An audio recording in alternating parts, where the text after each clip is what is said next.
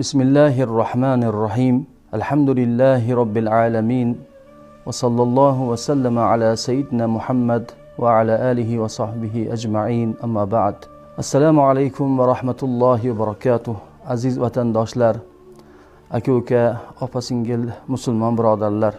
Poytaxtimizdagi ekologik vaziyat oxirgi kunlarda shov-shuv bo'lib, hammaning e'tiboriga, hammaning og'ziga ko'chib, agar e'tibor qilayotgan bo'lsangiz, davlatimiz rahbari boshchiligidagi butun harakatlar oxirgi kunlarda juda ham kuchayib ketdi. Alhamdulillah.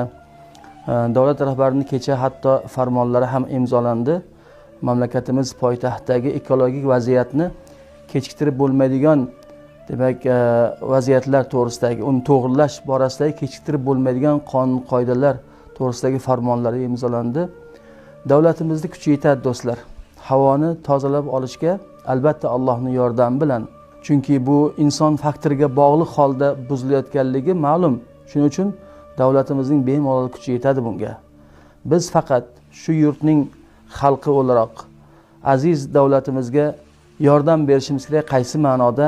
Istig'forimiz bilan, duoyimiz bilan yordam berishimiz kerak. Bugun men avvalo o'zimni, qolaversa meni tinglaydigan har bir vatandoshimizni, har bir musulmon birodarimizni mana shu istig'for hashariga taklif qilib qolaman.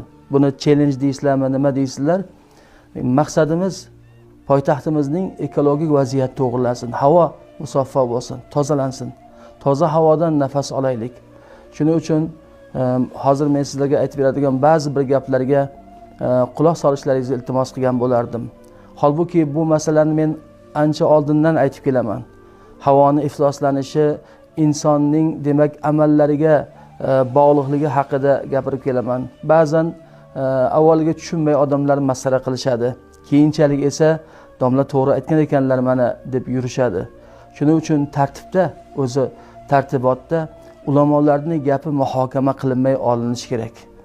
Agar ulamoning vijdoniga, ulamoning, olimning diyonatiga shubha qilsangiz, Alloh taoloning oyatiga quloq soling. Alloh taolo Qur'oni Karimda marhamat qilganki, innama yaxshalloha min ibadihil ulama. Alloh taolodan olim bandalargina haqiqiy qo'rqurlar, taqvo qilarlar degan. Olimlar farosatlarini ishlatish kerak, ahli ilmlar.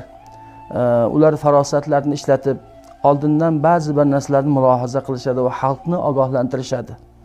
Ilm do'stlar maqsad emas, ilm vosita. Ilmning maqsadi esa farosatdir. Mu'minning farosatdan qo'rqinglar, chunki Allohni